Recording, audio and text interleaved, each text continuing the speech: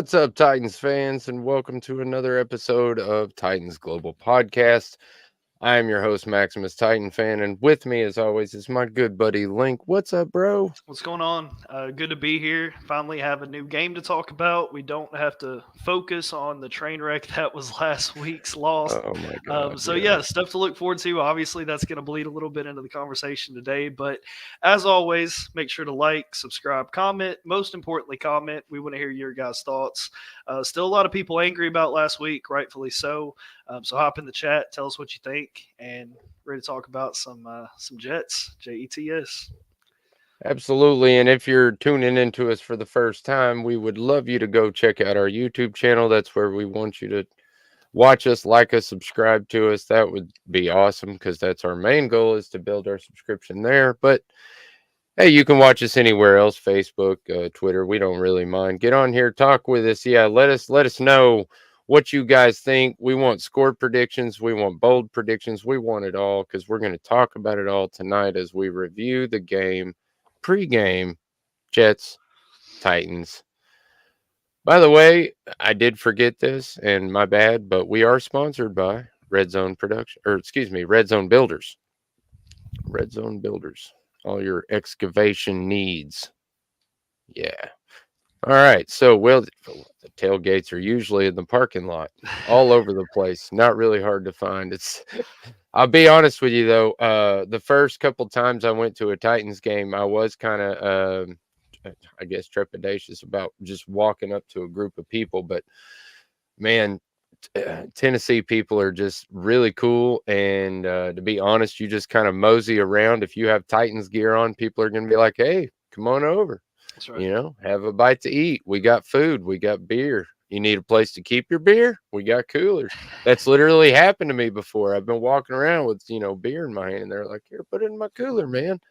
I swear to God, dude, Tennessee has its faults, but it has some of the nicest and most welcoming people, especially if you have our gear on. Yeah, I'll say I've never had a bad experience, and we don't talk about it enough. But I mean, this new stadium is a thing. It's just going to add that much more to the whole fan experience. But yeah, if anytime you can get out, go to tailgates, go to a Titans game, get loud. I mean, like I said, I've never had a bad experience there. The people are friendly. You can always hit Broadway, so get out there as much as you can. That's a big deal for this team.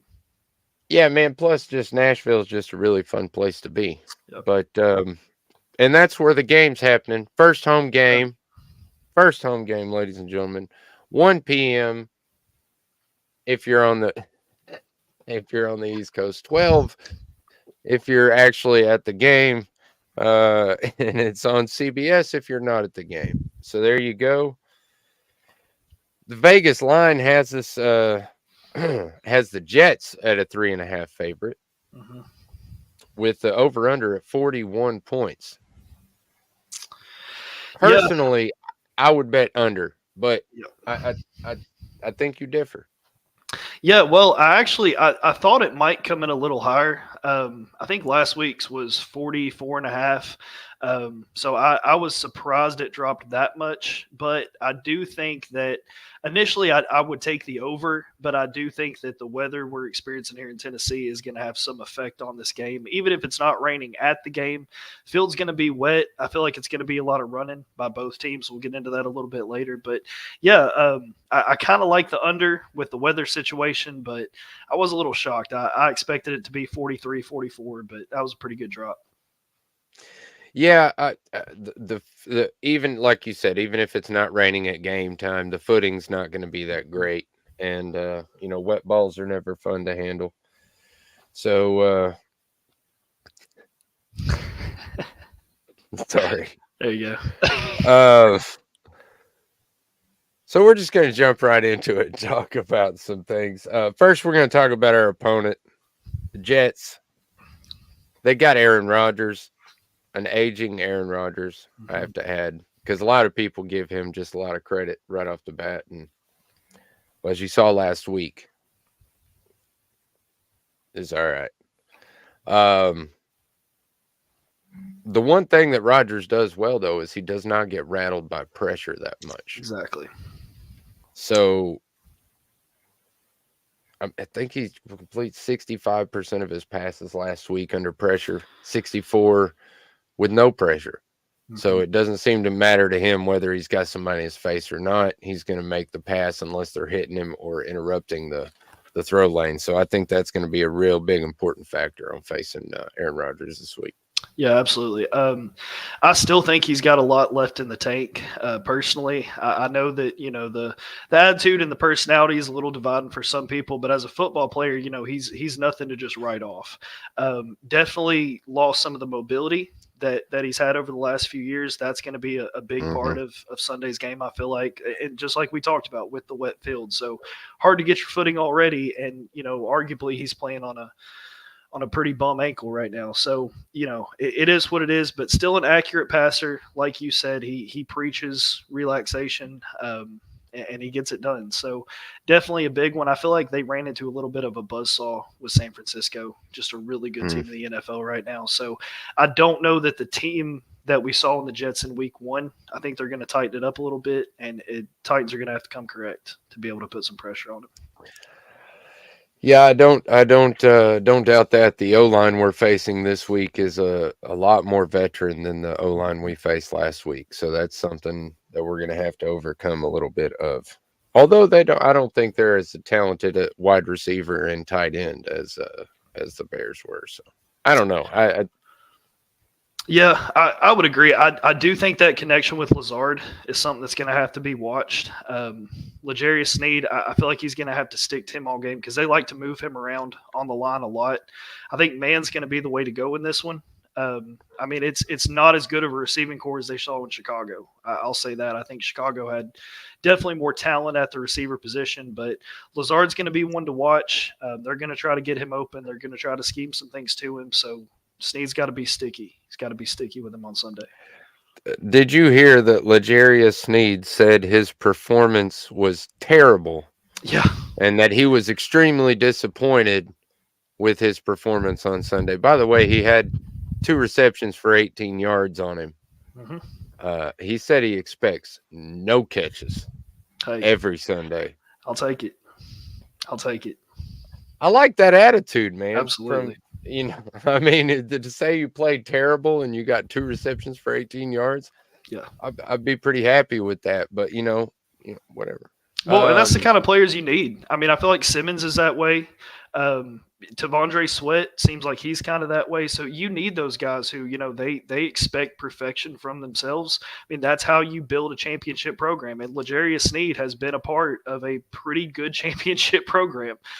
So for him to come here and bring that attitude here, I hope that rubs off on some guys because you can't let last week happen. But more importantly, you've got to have consistency.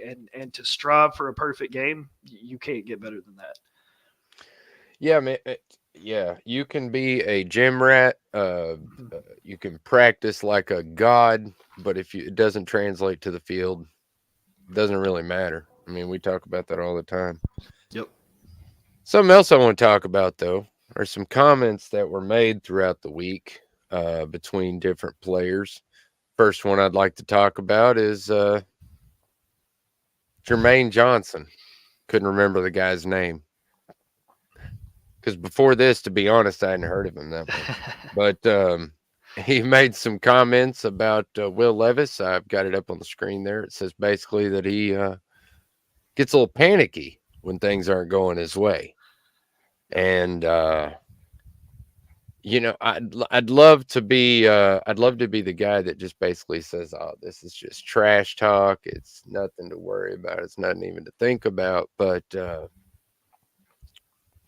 we saw a lot of that last week. Yeah. I mean, is that not the same feeling? Like, I hate that we can be in a position where guys can talk crap, but I mean, are those comments not exactly what probably over half, I'd say 75 to 80% of Titans fans are feeling right now? I mean, that's kind of where we're at. Yeah. I mean, I don't know that I'd call him terrible. Not yet, anyway. I mean, he played a terrible game. Absolutely. Let's not be shy about it. And last season he was on again, off again. I'll say that, and at Kentucky he was on again, off again. And he had no talent at Kentucky. He had no talent last year. He has talent this year. So the coach really just needs to sit him down and say, hey, and I'm sure this conversation happened, but hey, chill out, dude. We got you surrounded now with talented people. It doesn't have to be all you. So stop playing like it's only you on the field. There's 10 other guys out there. Let them help you win the game. Yep. And I was pretty critical last week, and I mean I still feel pretty critical. I mean it's not a good performance to come out of the gates, but I was kind of thinking about it today. There's good and bad in this situation. The good is if you look at the mistakes that he's making, the hero ball, the taking sacks, not getting the ball quick enough, kind of floating back in the pocket. That's the biggest one I noticed was kind of the floating back in the pocket. A lot of that is fundamental stuff. And the good news is you've got a coaching staff who is excellent working at QB fundamentals. I mean, this is a coaching staff that's built to develop a quarterback. So that stuff can be fixed. It's not beyond fixable, and he does have the talent. The thing that you can't teach, he's got. It's just going to be a matter of how quickly can this coaching staff drive into his head. You have to make the right decisions. You have to stop compounding mistakes. You have to trust in guys and do what you do best, which we didn't see. We saw him throw 2 deep balls that should have been touchdowns. Both of them were missed. Last year, we saw multiple shots in games, multiple shots. So I don't know if that was the coaching staff kind of reeling him back a little bit, if that was him not feeling comfortable in his first game back with the new weapons, but the stuff has to get cleaned up. But on the bright side, it's fundamental stuff that this coaching staff can fix moving forward. Yeah, I agree. I don't think it's anything too terrible to fix. He's still a young guy. We got to remember that. And, like I said, he didn't have much talent at Kentucky, and he didn't have much talent last year. So he's got to learn how to play with talented people. And the offensive line has to be better too. I mean, we talked about that in our show Monday, but we're not getting into that. But that has to be better too. It just does. Yeah, I agree. And I'll say I think the knock on that is what they saw him do last year with the line they had last year, making those big throws. He was able to do it with a far worse line than what we have now. So now that this year's happened, we just expect him to automatically be able to do more, whether he's under pressure or not. So that's kind of an unfair thought, but it's the truth. I mean, they got to get it figured out quick. But everybody on that offensive line has to play better. Every single player. Man, Kerry, I hope everybody in the stands are as fired up as you are, brother, because that's exactly what I want to see. Yeah. That's what we need to see. I mean, we talked about it last week a little bit about, college, and we throw it up a little bit. We have to, we have to compare the two because they're basically like, well, I won't say minor leagues, but it's the next step in evolution of the player. So if you've ever been to Neyland Stadium, which I personally haven't, however, I've been close enough to the games while they're going on to hear it, and it's unbelievably loud. Unbelievably loud. It's way louder than Nissan Stadium. And it's just because there's a lot more people. But the point is that I've never been to Nissan Stadium, and well, no, that's not true. It has been bouncing before. But the point is we need to be as loud as we possibly can, man. It makes a difference. Fans do make a difference. Callahan talked about it. It makes a huge difference, and we need to be as loud as possible. Yep. Yeah, absolutely. I mean, it's one thing, you just give the defense that much more fire when you can interrupt offense, and it's a real thing. I mean, when it gets loud and you're on the road and you're trying to hear snap counts and you're trying to do this and that, I mean, yeah, it's hard to audible. It's hard to do anything when the fans are loud. So, especially going into this week with Aaron Rodgers, we don't need to give him any more help than he's already got. So, yeah, I mean, show up loud, make noise, and I mean, it has made the difference in games before, for sure. Absolutely. Yeah. They literally name that at the Seahawks Stadium, the 12th man. Arrowhead's hard to play at because of the fans and how loud they are. It makes a huge difference. So as we're talking about Will Levis and his criticisms, we also have to talk about what he said in his interview. said he doesn't lose any sleep over the play that he had last week. There are a lot of polarizing views on whether he should or should not be upset about this game, and I want to hear your thoughts first on this, Link. Yeah, I mean, I think it's tough from a middle perspective because you want to move on to the next one, put the last one out of your mind, but it's hard for those thoughts not to come up when you're at practice, when you go into the next game, when you start to feel the pressure. I think the biggest thing for Will Levis is you can't see ghosts, you can't feel footsteps, you can't let the last one get in your head. So I understand what he's trying to say. At the same time, fans are going to see it a different way because it's stuck with all the fans. It's definitely stuck with me. Just as an athlete, you've got to learn to just prioritize on to the next one. You can't let that play into the emotions because the Jets are a whole different team than the Bears. So you can't focus on the Bears and prepare for the Jets at the same time. So I get what he's saying. I get where he's coming from. I don't hate the comments. I just need to see him do better. And I don't care. I don't care what he does this week, how good he does this week. I need to see it the next 2 weeks, the next 3 weeks. I need to see stuff start building. And if him not losing sleep is how he does that, do whatever you got to do, big fella. Yeah, man, I'll be honest with you. A lot of people were upset by it, and I didn't really get that. I mean, I do. I mean, I get maybe his wording could have been better. Like, Callahan even said some stuff about the 10-yard punting or whatever, and everybody's been kind of on him about that. And I'm like, oh, well, that's not really what we want to do, guys, because, we have a candid coach with the media now, and we kind of want to keep that. So let's stop making fun of this that he says. So, at the same time, I want a confident quarterback. I want a quarterback that can just put it out of his mind and go to the next week. Maybe not the best play words, but to be honest, I've said this myself many times at work. As a mechanic, stuff doesn't go your way all the time. And you just literally have to overcome and adapt to the situation that you have in front of you right now. Go home, get that out of your head, and then in the morning you got to wake up, come in fresh, and try to figure it out. I mean, and that's just the way that's what I do every single day at work. So I understand that mentality. And I don't see anything wrong with it because, like I said, I've used the phrase many times myself, although I wasn't speaking to the media and talking to my fans who I clearly disappointed the week before. I think I might have been a little bit more careful with my words. Like, I try not to let it affect me and just move on to the next game or the next team or something like that instead of I don't lose any sleep on Sundays. Yeah.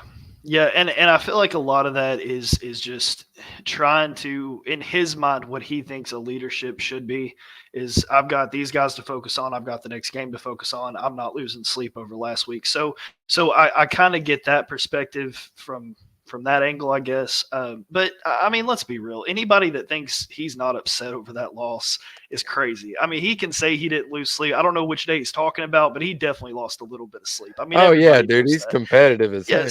So I mean, let's not think that he's sitting back saying, I don't care about what happened last week, don't care about this week, don't care. It's not like that. He's mad at himself. He's frustrated. He knows he made mistakes. Trust me, Callahan let him know he made mistakes. So he does care about this football team, but above all, he cares about winning. So to him, in his mind, that's leadership. That's what to say. And hey, if they go win the next 6 games, nobody's going to give a crap whether he lost sleep or not. So just focus on this week, keep it moving. We got to have the same mentality. Absolutely. Everybody stick around. Like I said, I want to see your score predictions, bold predictions for the game. Throw them in the chat. We got a short 40-second clip for our sponsor, and then we'll be right back with more about the game. What's up, Titans fans? Maximus Titan fan here. Are you in need of professional excavation services? Look no further. Red Zone Builders has the expertise, experience, and equipment to handle all or any excavation project, big or small. Whether you need land clearing, site preparation, trenching, foundation excavation, or any other excavation services, they have you covered. Their team of skilled professionals will work diligently to ensure your project is completed safely, efficiently, and to your satisfaction. Trust the experts at Red Zone Builders to get the job done right. And we're back. Just that fast. I told you it was only about 40 seconds. I try to keep that quick, but if you do need some excavation, trust the experts. Anyway, injury report. For the first time in almost 2 seasons, I think it is 2 seasons, nobody's going to be held out of this game for injury. Let me say that again. Nobody is on our injury report. D-Hop was a full participation at all the practices. Otis Reese missed the game, concussion last week, full participant. Everybody's playing. Yay! Yep. Yeah. Huge news. And this is going to be a game where you need everybody. Definitely Raiden's comeback is a big one. That's going to factor a lot into this run game and what the Titans want to do on the ground. And I feel like that's their best shot this week. I do want to see Levis come back, make some pinpoint throws, but that run game has to be on point from right out the gates.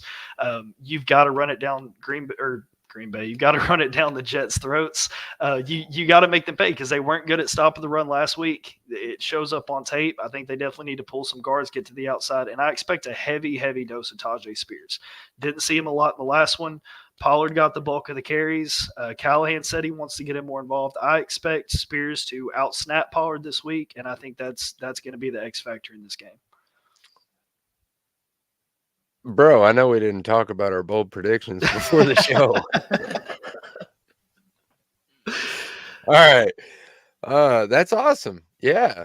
I agree with you actually. Yeah, but that's what I was getting to. Raiden's being back, being able to help on the ground, the injury stuff. It's huge to get them back this week. Absolutely pivotal. Otis Reese coming in. So yeah, good to see that injury report. Good to see everybody at practice. And I'm excited to see Jamal Adams on the field. Yep. I feel like he will bring a big X factor to the game when you got him and Hooker out there. And plus, I think you'll see finally the 3 safety look that we were talking about in the preseason that Denard Wilson's been familiar with. I think we're going to see it this game. So there's that. Since we're talking about injuries, though, there was a funny thing on Twitter this week, actually today, but it was Paul Kuharsky, Teron Davenport, going back and forth, trying to decide amongst the fans and themselves whether DeAndre Hopkins had a sprain of the MCL or a tear of the MCL. Yeah, a little bit of a back and forth. For me, it's I see why it matters. Wording does matter in that situation because if it's a tear, that's something that could stick with him the rest of the season. I didn't see any bad signs last week. I mean, he looked like he was getting around the field pretty good when he was out there. And obviously it by the time they got to the second half, that's when I expect his usage to go up the most. Not a lot of targets, but I didn't see any kind of limping, nothing like that. So either way, tear, sprain, whatever it is, I think he's good to go. I don't expect any issues out of it, but yeah, funny to see. I mean, wording does matter, I guess, especially when you're a reporter and you want to get your story out there. Well, yeah, and I understand, that they both apparently had different interviews at different times with DeAndre Hopkins where he described it to each of them as the different definition, whether it be a tear or sprain. I find it funny that everybody seems to care about this, but I find it the better news for me anyway is that I don't care whether it's a tear or a sprain or he don't have an MCL. Exactly. Yeah, he'd have I don't care at this point. I wouldn't care exactly. Just perform. Yeah, can he play? Yeah. Can he play? All right, sweet. Get him out there. Another thing I wanted to touch on while we're talking about D-Hop. Last week, he had 1 reception. I don't think that was a coincidence. I think Brian Callahan almost ensured at some point within those 17 snaps that he took at the game that he was going to get a reception just to keep his reception record alive. He has one of Oh, the yeah. longest reception records in the NFL. For every game, he has one reception at least. And I feel like our coach literally gave him a nod last week that Vrabel had continuously said he did not care about stats. Clearly, Yeah. he didn't care about stats when he could have made Derrick Henry the leading rusher of all time. Yep. But I thought that was an interesting take on Callahan because it shows what kind of player a conspiracy talk is pretty good. But it shows what kind of player Callahan or what kind of coach Callahan is, that he is a player's coach, but on a different level than Vrabel was. Plus, he's an offensive guy, not a defensive guy. And I Exactly. think that does make a little bit of difference when you're talking about the scoreboard. Yeah. Yeah, and we've talked about it before. I mean, Mike Vrabel, he's a player's coach, but he's a player's coach in his own way. He coaches the way that he wanted to be coached when he played. For some people that works, for some people it doesn't. But Callahan's been very forward, from coming in and hasn't said it outright. But, I think his first goal, his main mission, you have to win the locker room first. That's your primary focus. Yes. Because when you win the locker room, when you have guys that want to come out and compete for you every week, they're not worried about next year, not worried about the best kind of coach is the one when you have a player who doesn't care about stats, but you care about the stats for him. You want to see him succeed. You like the records. You like that stuff. So for Callahan to do things like that, even talking like, we could have punted on 1st and 10 and been better off. No, that's not what you want to hear, but it's what the fans want to hear. It's what the media wants to hear. And believe me, he had a conversation with Levis behind closed doors where he's like, look, I don't mean anything by it, but it's true. I mean, you had some screw ups. We had some trouble on offense. So he is a player's coach. I think it translates very well. I think the players like him. You can tell that the locker room just has a better vibe to it. Even coming off a loss, the locker room just has a better vibe. You feel the guys kind of rally. So, yeah, I love it. I love this kind of coach. Glad to have him here and, keep doing what you're doing.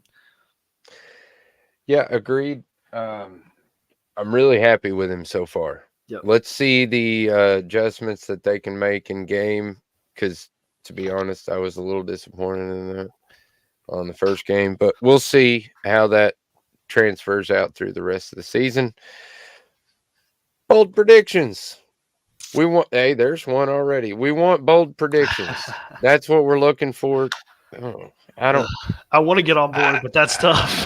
Yeah, I was going to say that is an awfully bold prediction there, Renell. But yeah, that would be a bold prediction. But that's what we want to see from you guys. Bold predictions, score predictions, because I'm about to give my bold prediction on offense. I think Tyjae, like I said, you blew me up earlier, but I think Tyjae Spears will have more yards and possibly even more touches than Tony Pollard. I like it. I feel like Callahan, said it in his interview that he's going to try to get him the ball more. I feel like his shiftiness works better against the Jets defensive line. I just feel like Tyjae is going to take off in this game. I feel like he's going to push himself a little bit harder too. But yep. Yeah, I agree with that. Like we talked about, Tajae's a weapon, and I think he would have came in handy last week. For whatever reason, didn't see the field a lot, but I expect him to have a big game, not only in the run game but in the pass game also. We didn't see a lot of the screens that we saw in the preseason. I think they try to use Tyjae kind of as a dual threat this week. Wouldn't surprise me at all. So screen games, some kind of middle crossings, run plays, whatever he can do to attribute to this game, that's going to be important. Absolutely. That's what I'm saying. I feel like Tyjae is a shifty little dude, and I feel like he's gonna break free this game just because, like I said, I feel like he's gonna be pushing himself harder because I feel like he disappointed himself in the first week. Yeah, I'd say for offense, my bold prediction, I was going to go rushing over 150. I like that number. It's a big number, but I don't think the Jets' defensive line is good, but I think there's going to be some holes. We saw a lot of holes open up Yep. last week against the 49ers. That was the gaps were wide open. So if they do use that dual threat, if Tajay Spears can come out, have a big game, I think this is going to be a run game anyway. I expect Levis to make some passes. I don't expect this to be a barn burner through the air. But I do think the Titans have to score about 24 to win this one. So big rushing game, and you're going to have to get 24 on the board to have points in this. So it's going to be important this week. All right. What about your defense? You got any bold prediction for the defense? Yeah. I would say defense this week. I think we're going to see a multiple sack game. I'm thinking 3 to 4 sacks this week. I think it's going to be big. We talked a little bit earlier about the safeties getting involved. I think that's going to be a big part of it, putting pressure on Aaron Rodgers. And with the field wet, with the lack of mobility that he has right now, he's going to have to stand in the pocket. He's going to take shots from this defensive line, the interior, the edge. They're going to be coming from everywhere on him. So yeah, he's going to have to get the ball out quick. He's going to take some hits, and he's got to stay upright and try to put the ball in the air. But with the safeties we've got, with the edge pressure or the middle pressure that we've got, if the edge guys can hold up, if the safeties get involved, it's going to be a huge day to eat for that defense. Yep. Man, I love it sometimes when we're on page. Looks like we're all on page, man. Yeah, sacks. Lots and lots of sacks. I feel like it's going to be pressure. I feel like it's going to be early and often. I feel like Aaron Rodgers is not going to get rattled because we talked about that earlier. Doesn't really get rattled. But I do, like you said, he's going to take some shots. Mm-hmm. And after you when you're 30, what is he, 38, 39? He's old. Yep. He's old. He's almost as old as I am. And trust me, for a football player, that's old. You don't want to be taking hits when you're this old. So after you take 3 or 4 of those hits, even if you don't get rattled, you don't want to take another hit like that. So if you can throw it away and avoid a hit, that's what he's going to do rather than check down and find his 3rd or 4th option. So, yes, I feel like pressure early and often. I think Jalen Harrell gets a little more involved this week. We saw him. I think he got 17 or 27. I can't remember exactly what the number was, but he got a fair amount of the defensive snaps as far as rotational wise. Key and Harold Landry pretty much played the whole game, but I think Jalen Harrell's going to come on this game a little bit with the confidence that he built up for himself last week. Yeah, I agree, and I'm hoping so because I thought the edge was good. Landry definitely had a good game. Still a little bit to be desired from Key. I don't know. I still want to see more there. I think he's got potential.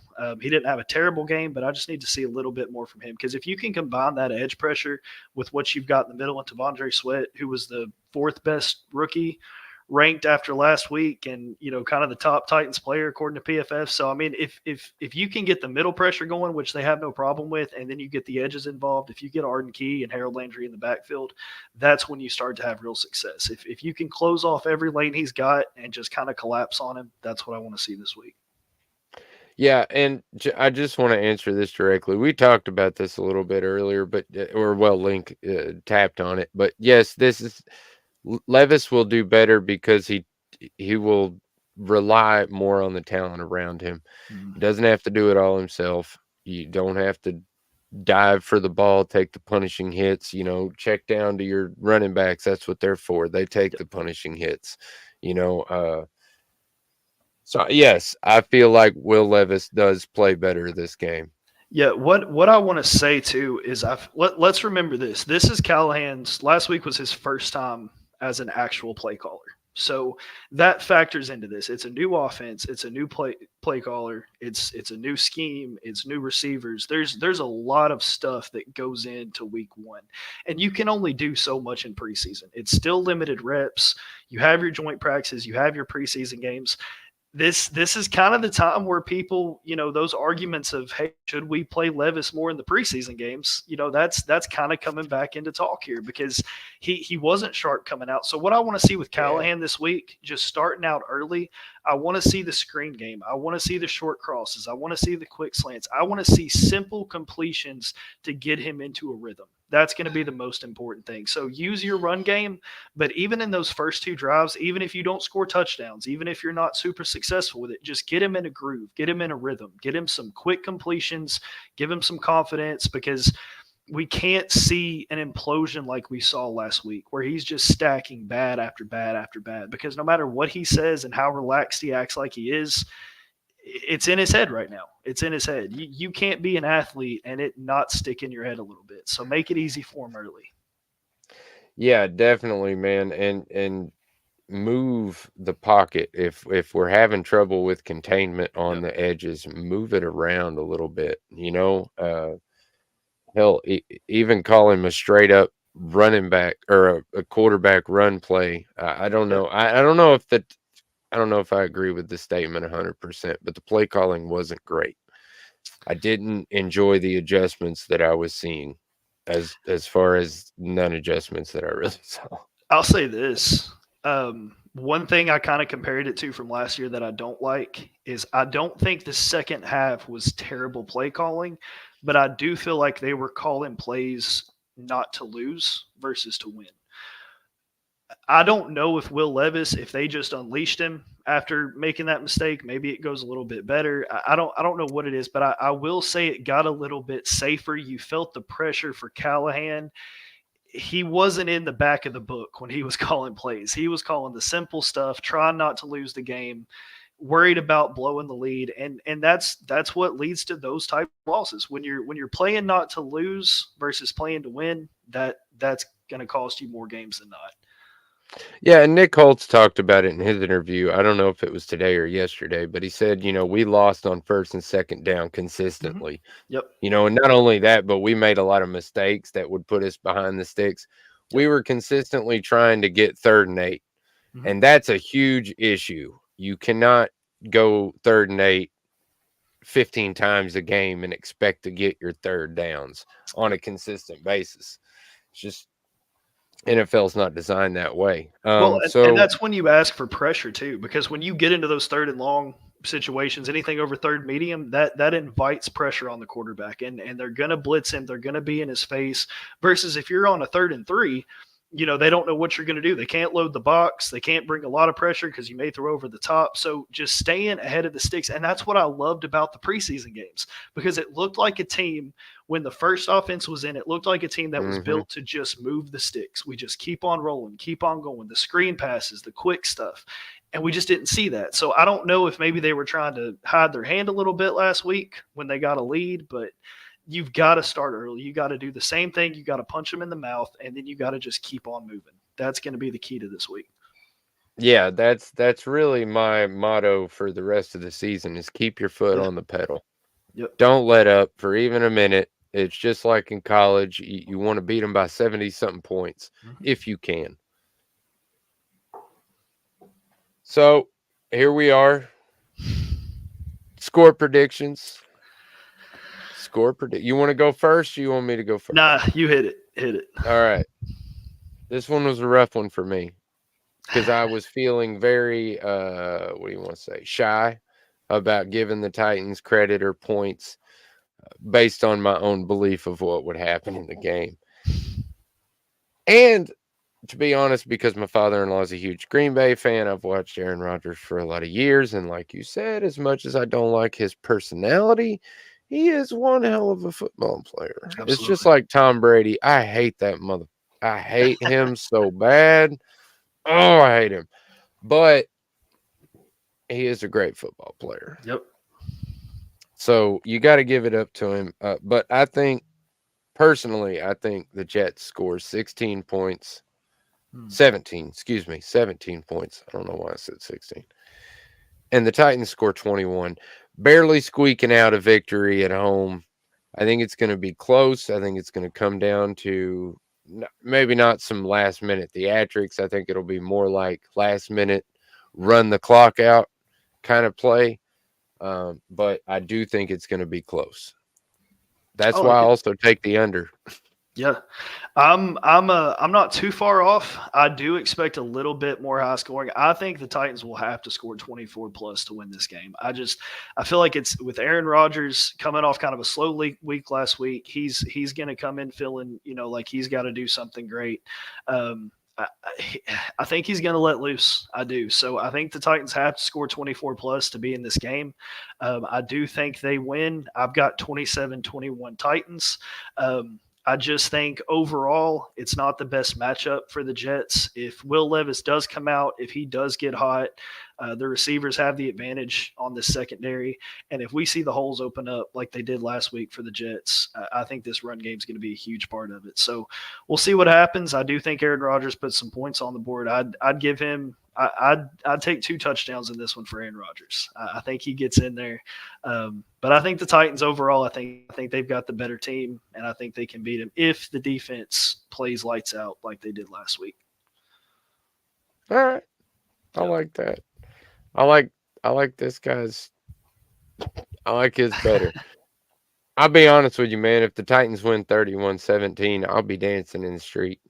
That's usually what happens, though. You see his flag behind me? I'll grab it and I'll just start running up and down my road, screaming, "Tighten up," or Titans rule, or there you go. Whatever I'm feeling at that moment. But I have done that on more than one occasion here at this place. My neighbors know I'm Titan crazy. It's okay. And I only have 2 neighbors, really. So that's cool, too. That's another good part of Tennessee, man. As you live out in the sticks, it's all good, man. You can do whatever you want. So that's pretty much it. Who's your player to watch for this one? Just out of curiosity. I know we talked a little bit about offense, defense. What are you looking for most in this one? What are you coming away with? Who are you looking at? Man, I'll be honest. We do an offense, defense type deal. Go for it. Just right off the top. Right off top, it's got to be Levis. Okay. Got to be watching Levis or Latham. How about that?